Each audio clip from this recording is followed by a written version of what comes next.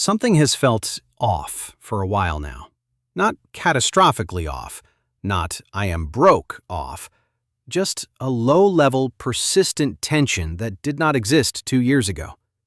Groceries cost more than they should. The job feels less secure than it used to. The savings account is not growing the way it was supposed to. And everywhere you look, people are saying the economy is fine, but nothing about your life actually feels fine. That tension has a name. The recession is not coming. It is already here. The official declaration just has not caught up yet. It never does in real time. The 2008 recession officially started in December 2007, but was not declared until a full year later. The 2001 recession began in March and was not declared until November, 8 months after.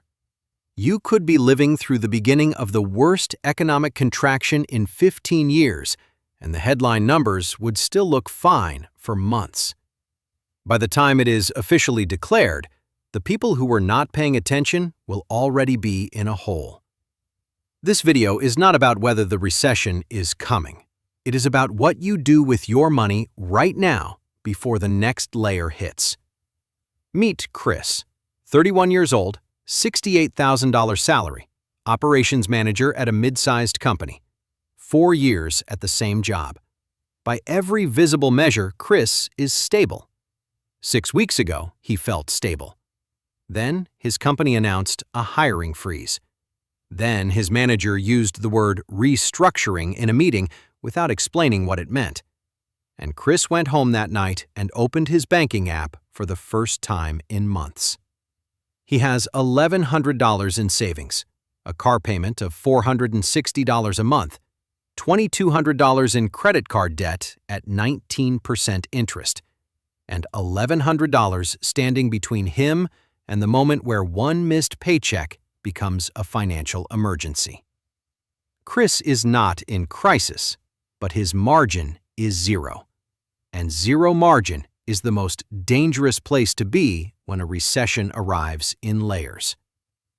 A recession does not announce itself with a single catastrophic event.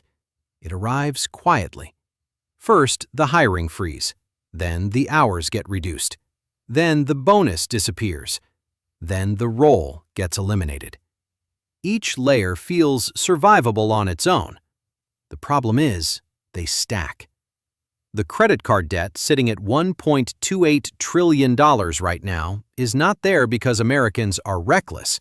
It is there because millions of people have been using debt to cover the gap between their income and their cost of living for months. Cumulative inflation has risen over 25% since 2020. Real wages have barely moved. The math stopped working quietly, and credit filled the gap. The average credit card interest rate is now 22%. That is not a bridge. That is a trap. And in a recession, it gets more expensive every single month. Here is Chris's specific number. If he makes only the minimum payment on his $2,200 of credit card debt at 19% interest, he will spend over 4 years paying it off and pay more than $1,200 in interest alone on $2,200. That is before the recession adds a single new dollar to that balance. That number is what zero margin actually costs. So what does Chris do right now? Not panic, not sell everything, not make dramatic moves based on scary headlines. 5 specific actions in a specific order that build margin before the next layer arrives. Action 1 is build the 1-month buffer immediately. Chris has $1,100. The goal is not a 6-month emergency fund. The immediate goal is 1 month of essential expenses. Rent, utilities, food, minimum debt payments only. He is $1,100 away. Everything else stops until that gap is closed. That single buffer is the difference between one missed paycheck being survivable or catastrophic. Action 2 is cut every non-essential automated charge today. Not forever, just until the buffer is built. The average person has between $150 and $250 a month in subscriptions they have forgotten about. That money builds the buffer faster than anything else available to Chris right now. Action 3 is make the job more recession-proof before the next meeting. This is the action most personal finance content never covers because it is not about money. It is about income protection. And income is the only thing that makes every other action possible. In the next 30 days, Chris needs to become undeniable at work. Volunteer for the project nobody wants. Solve the problem that has been sitting on the shelf for 6 months. Make sure the people who build the layoff list know specifically and concretely what disappears if his name is on it. This is not paranoia.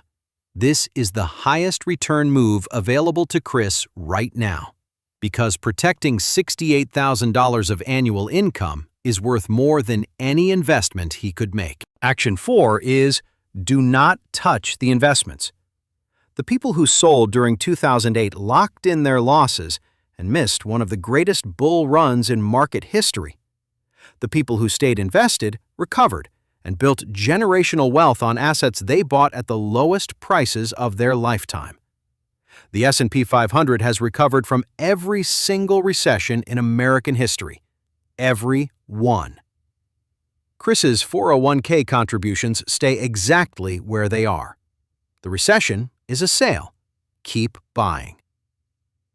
Action 5 is know the runway number. Chris needs to know exactly how many days his savings would cover his essential expenses if his income stopped tomorrow. Not approximately, exactly. $1,100 divided by $73 per day in essential expenses. That is 15 days. 15 days of runway. That number is not meant to terrify him. It is meant to clarify exactly what he is building toward and exactly why Action 1 cannot wait until next month. The people who get destroyed in recessions are not the ones who made bad investment decisions. They are the people who had no margin when the first layer hit.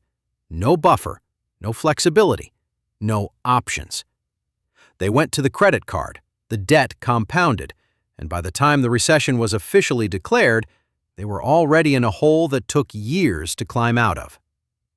The people who come out of recessions ahead are the ones who built margin before it mattered.